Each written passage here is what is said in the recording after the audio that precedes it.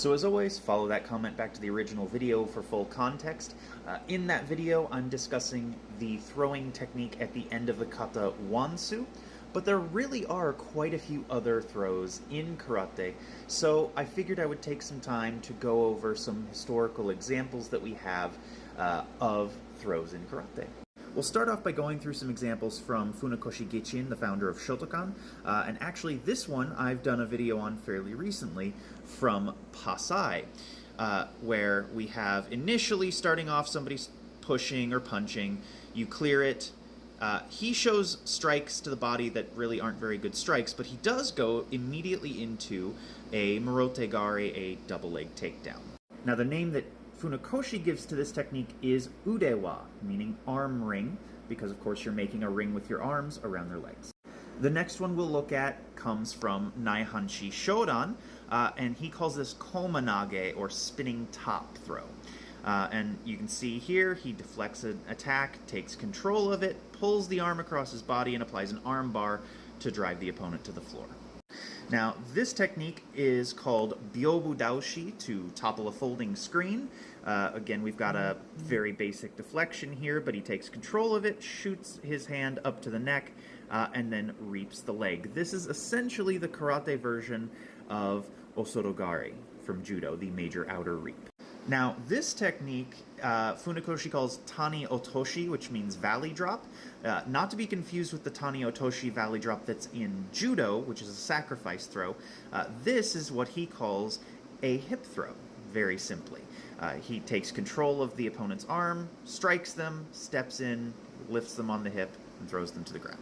Now, this throw, people don't work very often. Funakoshi calls this Gyaku Tsuchi, which means reverse sledgehammer.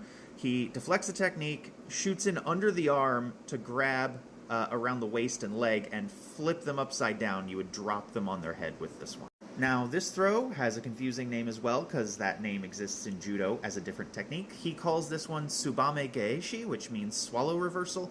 In Judo, that's a counter sweep. And in Funakoshi's karate, it is a shoulder wrench takedown. It's essentially Shihonage from Aikido minus all the spinning.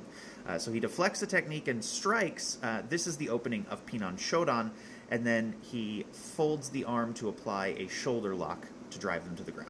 Now this example is very similar to byobu daoshi, the topple a folding screen throw, but we're not so much reaping the leg. So you see again, we've got a basic deflection, shooting in to strike the chin, stepping behind the leg and spinning around the leg. So rather than trying to knock the leg out, you just plant behind it and turn their upper body. And he calls this one kubiwa, neck ring, because you're making a ring around their neck. And finally, for Funakoshi's examples, we have nodo osai, which means throat press, for obvious reasons. And you can see that it is essentially an ankle pick with a throat press to drive them to the floor, and he also steps on their foot. This is a great one, but honestly gets missed a lot when people are looking at Funakoshi's throwing techniques.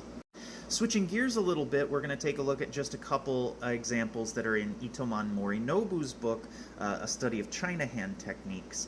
And we're starting with what he even points out is basically Judo's Ippon Seonage, the single-arm shoulder throw, which he calls Seino Tsunage, the riding back throw.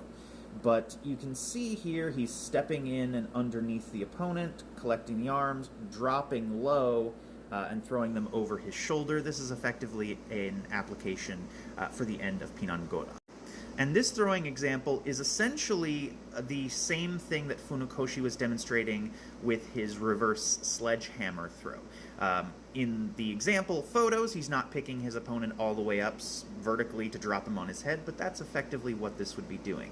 But you can see he just shoots straight in for it rather than blocking at long distance. Now, of course, there are many more examples of throws in karate, and there are many different variations of the throws that I've shown in this video, but I figured it was a good, quick rundown of some of the easy-to-find examples from historical texts on the subject.